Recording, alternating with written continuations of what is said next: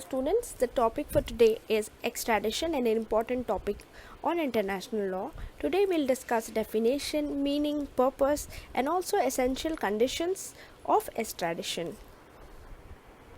So what is extradition? See, extradition has come from the two terms, Latin term that is ex and traditum, means to give up.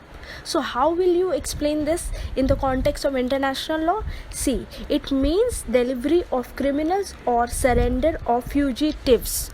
Understand by the term fugitive. Fugitive is a person who escapes after committing a crime or is hiding, from justice. Okay, now we'll read the definition. First definition is by Oppenheim. You have seen a lot of definitions of him in international law.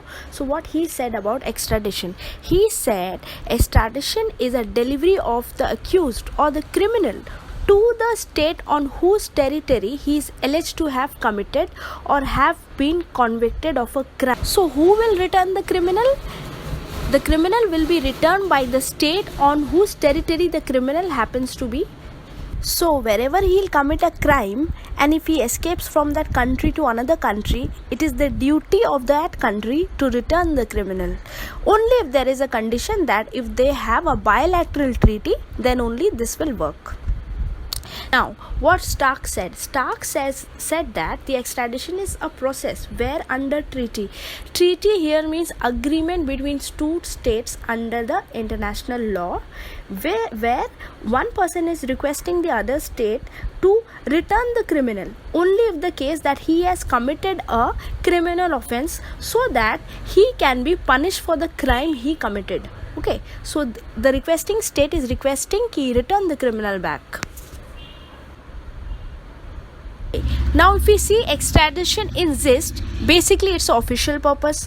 Why? Because of course it is international law, then everything should be done legally. Second thing, there should be a treaty between two countries. Treaty is what? Agreement between two countries. And then here one state is surrendering the convict, the criminal, to the other state. Means when a state is requesting the other state, please return the criminal to me, that state is returning. Fourth point is that it is very necessary that the person has fled to the other state. Means he has committed suppose a murder and he has fled to another country. So this country government will request them to return the criminal for punishing him.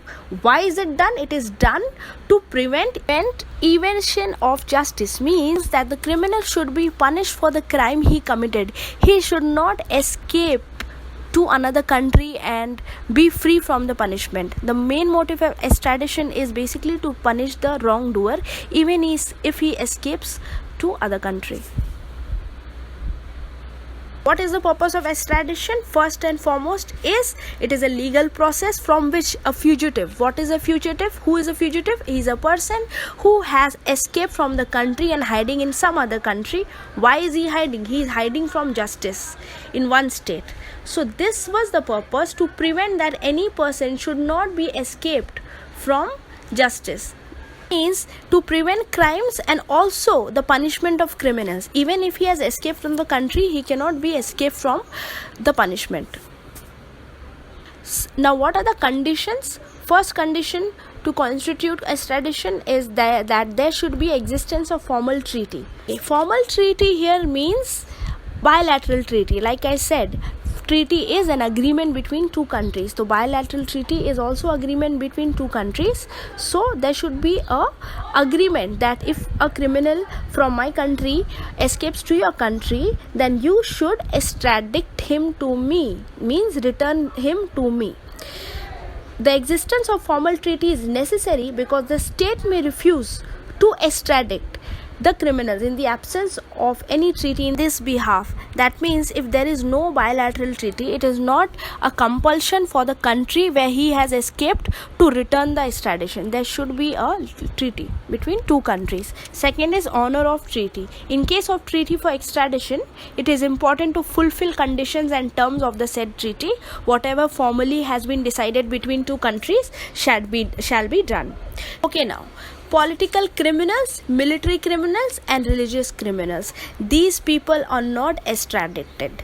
Okay, these are exceptions to the extradition. If you commit a political crime or a military crime or a religious crime, you will not be extradited. And the other points of the conditions will be discussed in my next class, the rule of double principality, and also we will discuss the case laws. Thank you for listening to me.